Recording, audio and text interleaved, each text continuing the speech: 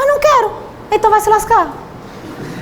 Eu não estou usando teu dinheiro para comprar as coisas. Engraçado que o povo se incomoda, né? Eu não estou usando nem o tempo da pessoa, nem o dinheiro da pessoa. O que ela tem a ver com o que eu estou fazendo na minha vida? Tá? Ou quando alguém diz assim, é que tu faz muito não sei o quê. E eu estou usando teu dinheiro, teu esforço, teu tempo. Não, então não se meta. Acabou-se. Então, dependendo da situação da empresa, eu vou lá no Mercado Central, eu vou almoçar macarronada de salsicha, que é uma delícia. Só que não é nada saudável, mas é uma delícia. Quantas vezes eu não almocei macarronada de salsicha? Porque é barato, mas não é saudável, tá? Então vou adotar estratégias de sobrevivência, porque naquele momento eu tenho mais ameaças e pontos fracos.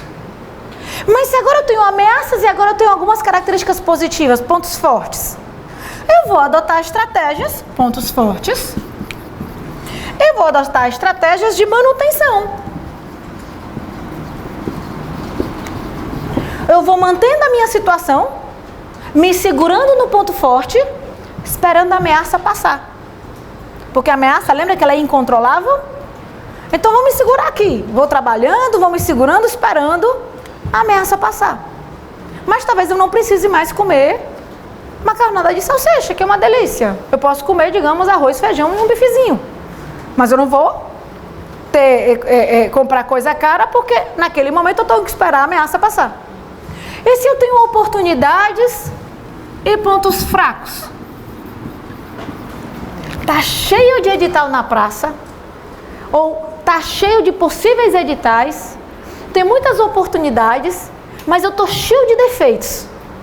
Então eu vou trabalhar em cima dos meus defeitos e corrigi-los, adotando estratégias de crescimento.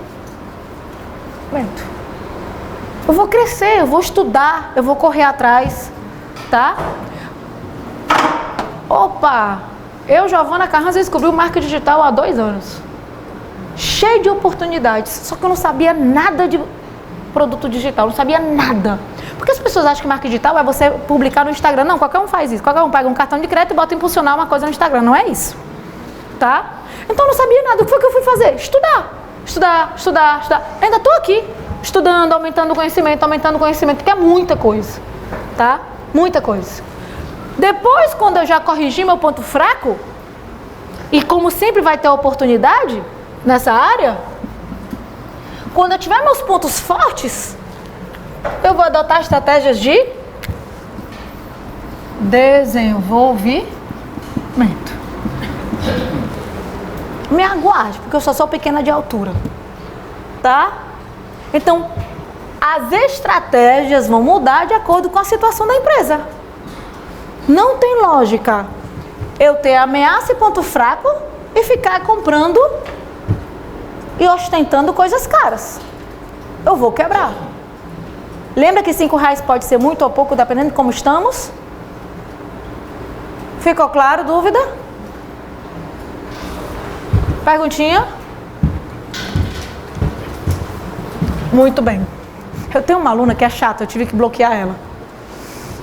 Parece que ela é dentista e é justamente na parte de ortodontia. Ela que justamente faz esse negócio de aparelho.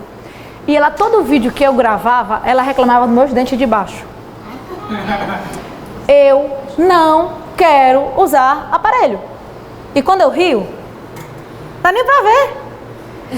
Eu nunca usei aparelho. Os meus dentes são todos muito bem organizados. Menos 4 que eu tenho aqui.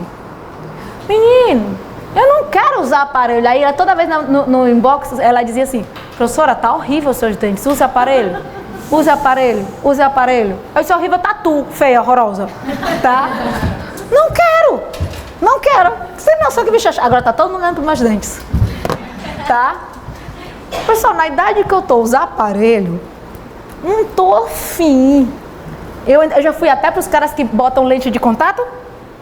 E os dentistas que eu fui, eles disseram de jeito nenhum. Porque eles lascam o dente todinho de baixo. Pra botar lente de contato, eles... Um dente, por exemplo, não é assim, né? Aí o cara da lente de contato, ele vai lixar ele todinho. Esse dente vai se transformar mais ou menos nisso. Como se fosse um vampiro, tá? Ele vai se transformar mais... E depois vai colocar lente de contato em cima. E todos eles se negaram a mexer nos meus dentes, porque os teus dentes são perfeitos, só os 4 são tortos. Vamos ajeitar os 4 com o aparelho? Não. Quando tiver uma tecnologia que eu vou pra lá, ajeite tudo, eu saio de lá, aí eu ajeito. Tá? Povo chato, né? Ora mais. Por que eu falei isso? Por causa da estratégia. Por causa da estratégia. Não quero. Perguntinha? Dúvida? Bom, depois de estabelecer as estratégias, eu vou colocar em prática. Eu vou implementar e executar. Eu vou implementar e executar para depois avaliar os resultados. Tá? Vou aqui colocar, vou avaliar tudo aquilo que eu executei. Eu vou ser sincera para você, eu não estou de acordo com essas 2 etapas. Na minha opinião, não era para estar na fase de planejamento. Porque isso aqui é organização e isso aqui é controle. Só que o livro do Chavanato fala isso. Quem é que tu acha que o CESP segue mais, as bancas seguem mais? Eu ou o Chavanato? O Chavanato. Tá certo? Então, se cair que no processo de planejamento eu defino objetivos, implemento e avalio resultados, deixa rolar sem problema algum. O Chavanato afirma isso. Inclusive foi questão do ano passado. Tá? Então, uma aluna até me questionou e disse, professora, mas eu não estou de acordo. Eu disse, meu amor, mas você pode ver na aula, eu falo isso e olha o livro tal. Bati até o print na hora e enviei para ela. Tá? Não adianta. Aqui você não vai ganhar com banca de jeito nenhum, porque o que está escrito, se o livro disser que misturando preto com branco dá azul, você vai ter que escrever que preto com branco misturando vai dar azul. Você não consegue ganhar de banca quando está escrito em livro. Por isso que CESP não mudou o gabarito. Mesmo existindo o livro dizendo de coisas diferentes, naquela questão que ele disse que as etapas eram aquelas, tinha livros que diziam que as etapas eram diferentes. Aí o CESP disse, sim, mas o livro que eu usei dizia isso. E às vezes a gente fala CESP como se fosse um ser imutável. As pessoas que elaboram as questões do CESP, primeiro que são seres humanos. Segundo que a equipe que elabora uma prova não necessariamente é a mesma equipe que elabora outra prova. Então, às vezes, a gente tem um cara que pegou um livro e tem outro cara que pega outro livro. E se ela pode se proteger porque existia aquilo no livro, acabou-se. Tá certo? Então, às vezes acontece isso, viu? Muito bem. Continuando.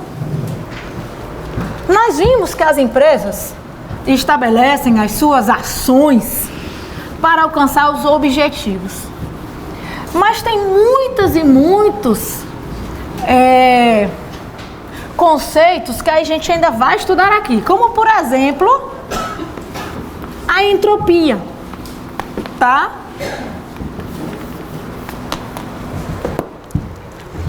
Isso aqui foi a questão de 2017.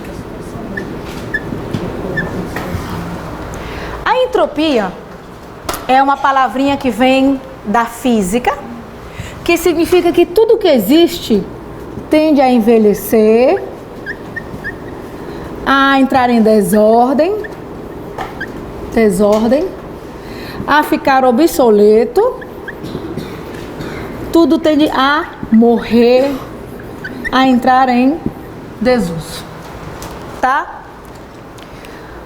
As roupas que você tem, à medida que você vai usando, elas vão ficando desgastadas. Então aquela roupa que era muito linda, com o tempo nem fica mais linda assim. Às vezes a roupa continua linda, mas você já não suporta mais usar. Eu tenho um pavor a guardar breguesso. Então constantemente eu vou lá no meu guarda-roupa e aquela roupa que eu não uso há um bom tempo eu vou tirando, independentemente da situação dela. Primeiro que eu não vou fazer doação de roupa feia, roupa velha, só vou doar roupa inteira, né? E de repente eu vejo um familiar, uma prima, alguém que eu doei com aquela roupa que eu dei numa festa de casamento. Eu digo, meu Deus do céu, eu não queria mais usar essa roupa. O que é que aconteceu? Entrou em desuso, tá? Eu não aguentava mais usar. Mas para ela seria novo, porque ela não tinha. Não acontece isso? Eu tenho uma vizinha que ela é digital influencer. E quando ela bate foto com a roupa, ela não repete. Ela diz que não consegue usar, porque ela ganha, né? Ela ganha muita roupa. E aí, lá no condomínio, a gente já disse: quando você for se desfazer, chama a gente. Então, observe que eu não estou falando de frescura, eu estou falando que é psicológico da pessoa.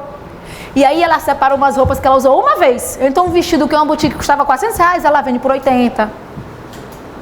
Um short que estava 300, ela vende por 50. E assim vai, tá? Porque ela já não consegue mais usar, mas a gente consegue. Porque entrou em desuso. Algumas coisas envelhecem, como o nosso conhecimento. Uma coisa que a gente era muito bom antes. Pensa na matéria que você era muito bom na escola. Aposto que como se você não estuda mais essa matéria, se você for fazer uma prova hoje, você não vai gabaritar. Porque o conhecimento envelheceu. A nossa pele, a nossa estrutura. A gente vai notando que a gente vai ficando com mancha. Quando as velhinhas sempre tem mancha, já presta atenção? Porque vai envelhecendo. Geralmente, de vez em quando, a gente tem que tirar tudo do nosso guarda-roupa e organizar de novo. Porque o uso faz com que entre em desordem. Ou fica obsoleto, fora de moda. Você não tem nenhuma foto antiga que de jeito nenhum tu gostaria de mostrar como é que tu era antes? Tem algumas fotos que sim. Mas tem outras de algumas modas específicas. Meu pai, ele me faz chantagem com uma foto que eu estou loira dos olhos azuis. Tem noção, eu loira dos olhos azuis? Cara de puta. Tá? Barata. Tá? Ficou obsoleto a moda daquela época, a camisa daquela época, a maquiagem daquela época, o cabelo como se usava naquela época. Então, tudo passa pelo processo de entropia, inclusive as empresas. Você vê grandes empresas, grandes escolas que antigamente eram muito conhecidas e hoje sumiram. Colégio Equipe, Capital, Tony, envelheceram. Então, as empresas, elas têm que buscar a inovação, a melhoria, o aprimoramento, o desenvolvimento, o crescimento, o treinamento. Para eu conseguir evitar a entropia. Quando eu consigo evitar a entropia, a gente tem algo chamado de entropia negativa.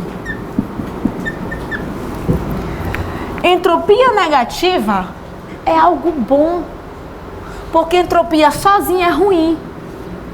Então seria não envelhecimento, não entrar em desordem, não ficar obsoleto.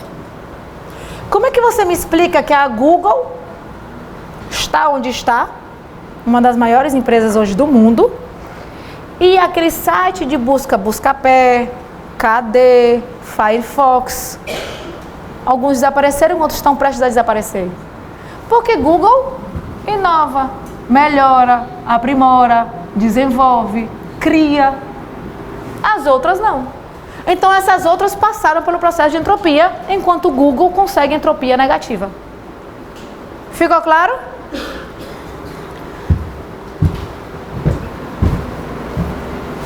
Anote aí uma observação. O planejamento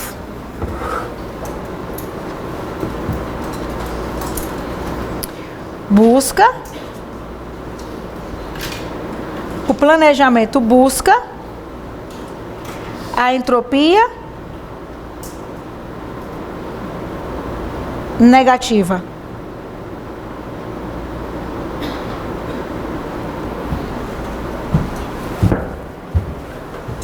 O planejamento busca a entropia negativa. A questão dizia o oposto, que o planejamento buscava a entropia. Não, a entropia é a tendência, é o estado natural das coisas. A tendência a envelhecer, a tendência a entrar em desuso, a tendência a morrer, a ficar obsoleto. A não tendência é a entropia negativa. Se eu tivesse certeza, presta atenção, digamos que você tem uma empresa que está bombando. Se você tivesse a certeza absoluta que você ia bombar para o resto da vida, para que tu vai investir em um planejamento? Para que tu vai criar um novo produto? Para que tu vai criar um novo serviço se tu vai bombar para o resto da vida? Só que a tendência natural é não bombar. A tendência natural é ficar obsoleta, morrer. A gente vê isso muito com artista. Às vezes porque ele optou por isso, que a vida de artista deve ser uma merda, tá? Pela parte pública, né, da coisa, principalmente hoje porque os idiotas têm redes sociais, tá? Então, alguns optaram e outros não. Realmente ficaram obsoletos. Então a tendência é ficar obsoleto. Para não ficar obsoleto, o que eles fazem? Inovar, criar, desenvolver. E quem faz isso é o planejamento. Então o planejamento ele busca entropia negativa. A questão dizia que era o oposto, a questão estava falsa. Ficou claro até aí? Dúvida? Além da entropia, a empresa ela tem que ter algo chamado de homeostase, plasticidade e resiliência.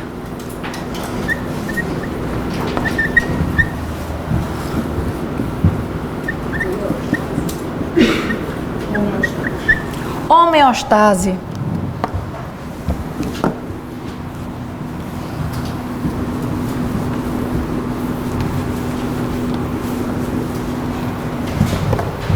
E resiliência.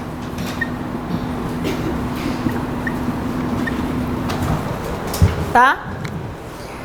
A homeostase é a capacidade, anote aí, homeostase, capacidade da empresa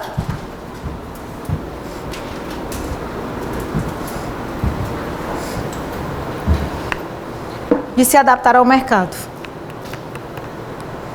De quem é essa garrafinha azul? Azul clara? É da Tupperware? Não. A de trás é?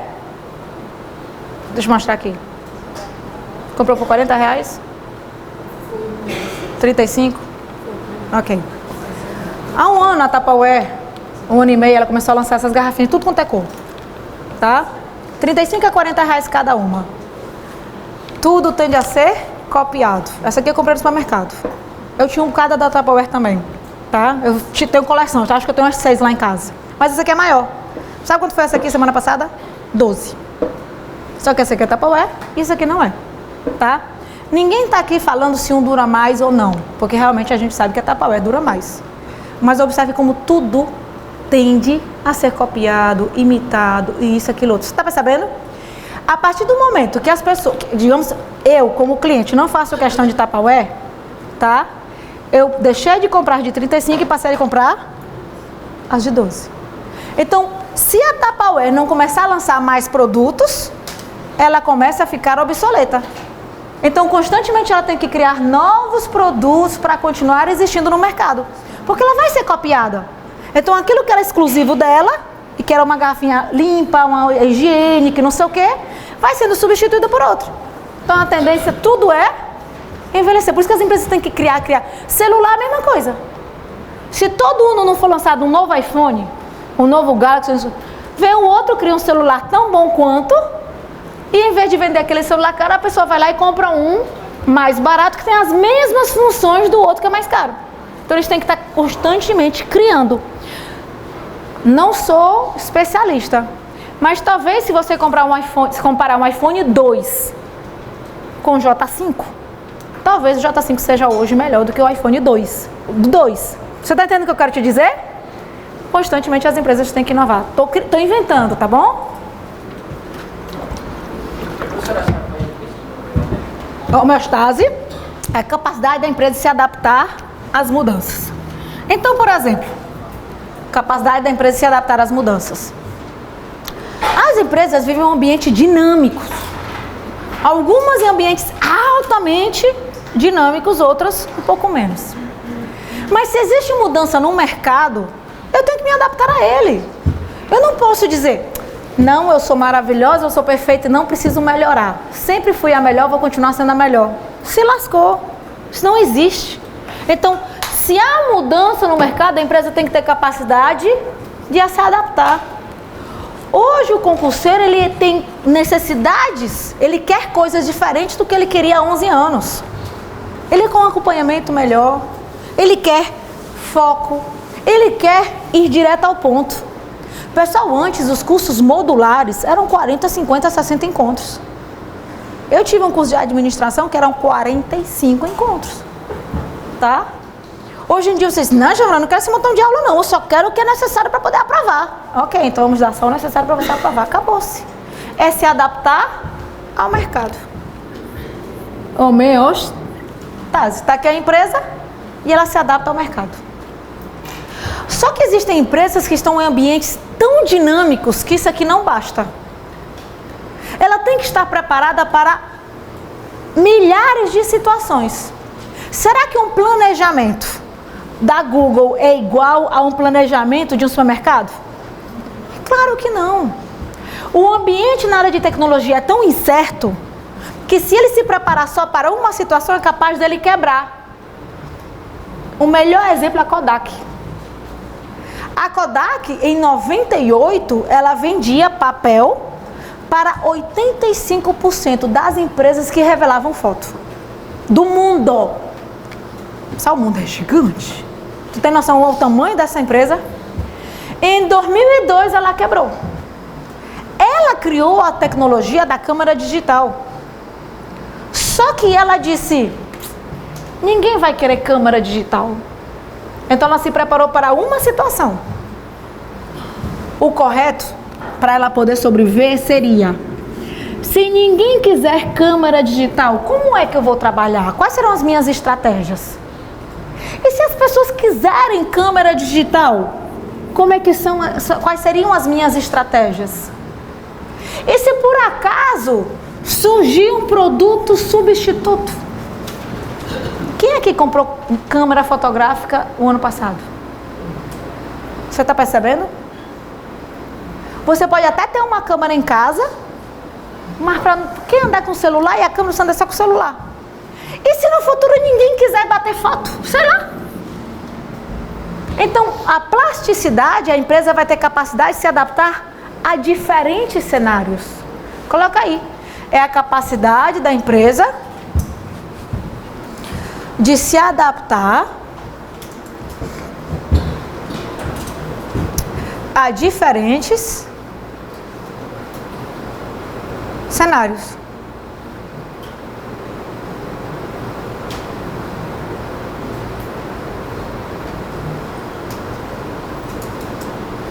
Tá? Oi? Capacidade da empresa de se adaptar a diferentes cenários. Porque eu não posso dizer que o futuro é um só. Podem existir milhares de coisas que podem acontecer. Eu aposto que, para quem tem mais de 30, tá? Vocês me informam se é verdade ou não, porque não era da época. Mas, para quem tem mais de 30, você jamais imaginava aos 15 anos que você ia ter um celular com a capacidade de fazer com o que ele faz hoje. O celular, quando muito, tinha um joguinho que era uma cobrinha que ia comendo os pontinhos, que era maravilhoso e a gente achava o máximo top das galáxias. Dê um celular desse para um meninozinho de 4 anos para ver o que ele faz. Joga esse jogo aqui. Jogo chato. O povo chato. Tá? A gente ficava feliz com o jogo cinza e preto. Eles têm que ter tudo colorido e agora 3D também. Tá? É a tecnologia, ninguém sabe como é que vai ser. Então, uma empresa, para poder sobreviver em um ambiente altamente dinâmico, ela tem que estar preparada para múltiplos cenários. Isso não significa que todas as empresas têm que ter plasticidade. Quer dizer que é só para aquelas que vivem em ambientes altamente dinâmicos, como empresas na área de tecnologia. Uma escola, uma universidade, elas conseguem sobreviver com homeostase. Tá? Elas não precisam fazer isso aqui. Isso aqui seria até desperdício para elas, tá bom? E existe um terceiro conceito que é o meu... Eu tenho uma tatuagem disso aqui, tá? A resiliência. Anote aí o que é. A resiliência é a capacidade de suportar pressão, a capacidade de suportar pressão, vírgula, enfrentar adversidades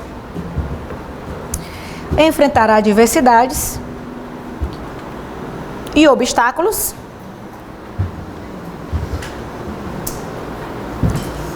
e manter-se em equilíbrio.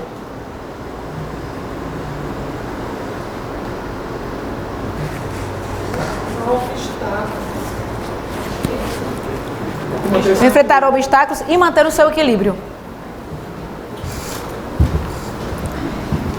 Existem duas maneiras de manter seu equilíbrio. É a capacidade da empresa de enfrentar obstáculos, adversidade, não, a capacidade da empresa de suportar a pressão, enfrentar adversidades e obstáculos e manter seu equilíbrio, tá? Existem duas maneiras que as teorias mostram. Uma, que você é resistente, então a pancada vem, você pode até se afetar, mas logo depois você volta para o seu estado normal, tá? As pessoas acham que a resiliência é você não chorar, você não sofrer, você... Não, não é. A resiliência é você levar porrada, mas logo você volta para o seu estado normal e melhora, aprimora, desenvolve. Tem gente que quando reprova um concurso, acabou-se, desistiu. E se você pegar essa reprovação como aprendizado? Opa, realmente eu não estudei o que deveria. Ou eu tive o azar de que aquilo que eu estudei mais não caiu. Porque em concurso existe sim um fatorzinho de sorte, que é 5%, 10%, que é você estudar o que realmente cai. Aconteceu com a UFC o ano passado. Historicamente, em todas as provas da UFC caíam de 4 a 5 questões de licitação, não era?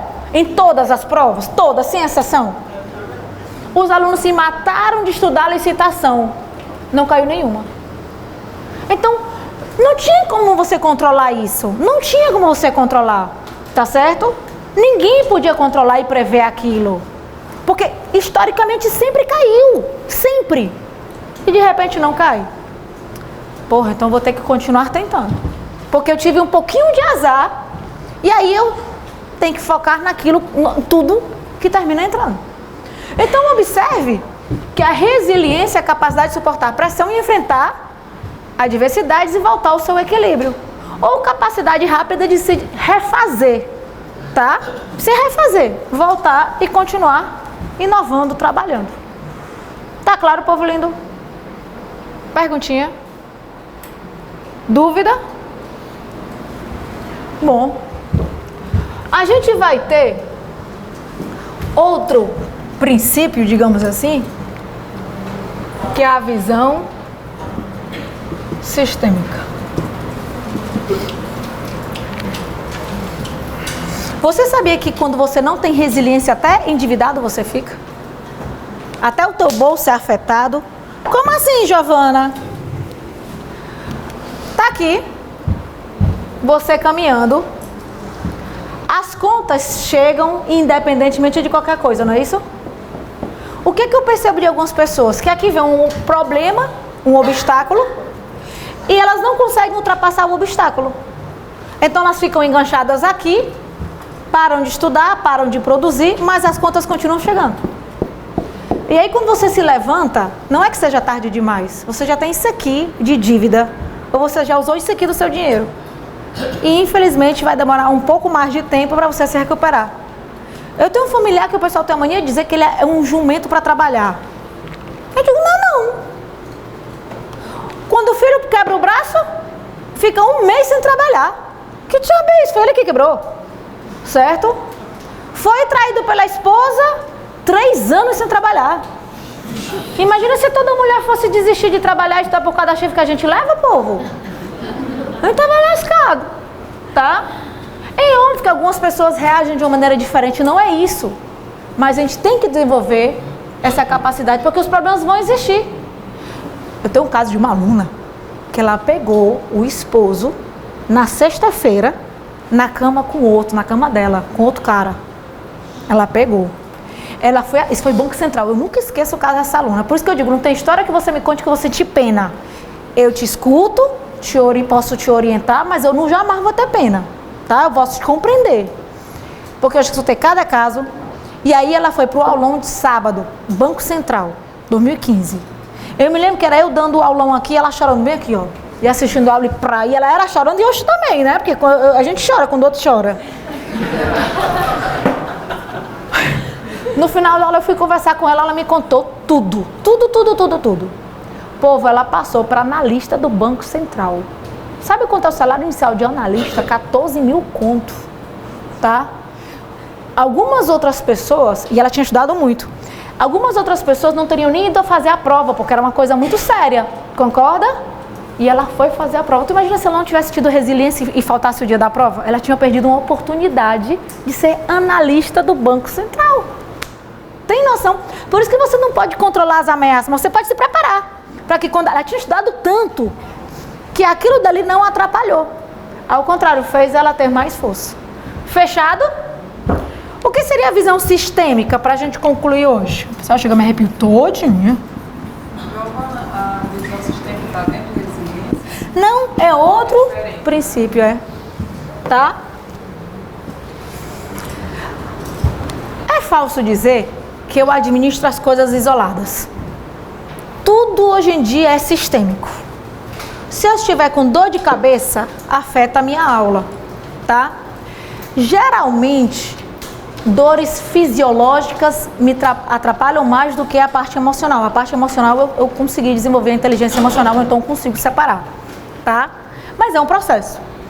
Mas, por exemplo, às vezes se você está com muita azia, é difícil. Tô com dor no pé, tô com dor de cabeça, é mais complicado, você concorda? Então nós somos um sistema.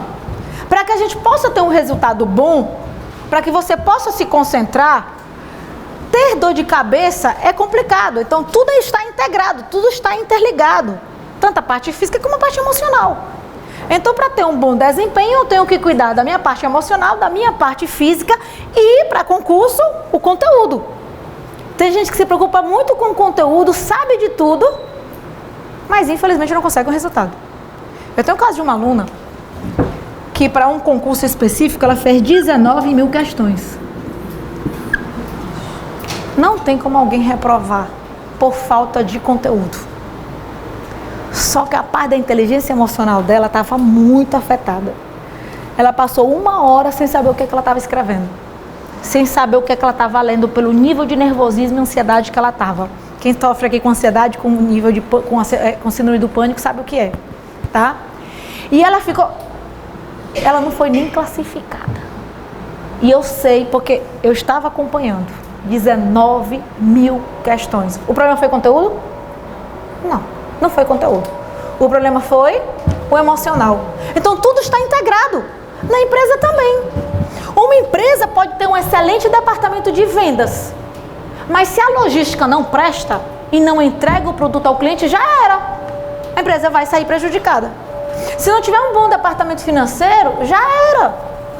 Então a empresa tem que enxergar a empresa como um todo, de eliminar as barreiras e adotar estratégias integradas, sistêmicas. De nada serve isso aqui maravilhoso, isso aqui péssimo. O resultado da empresa não vai ser bom.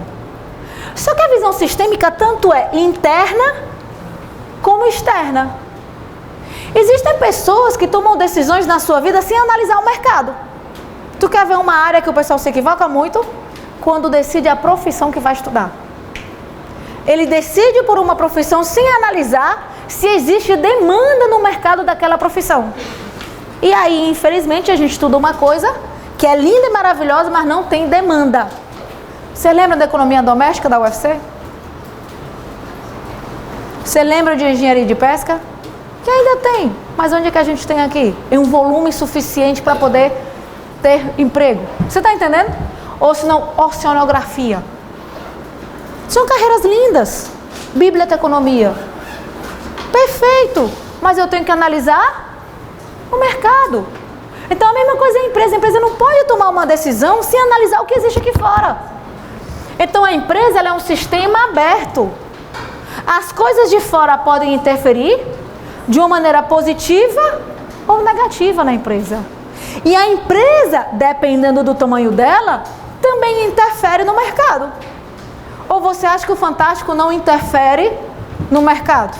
Jornal Nacional não interfere no mercado? E o Fantástico está pegando, o Globo está pegando pesado. Fico só assistindo de camarote. Certo?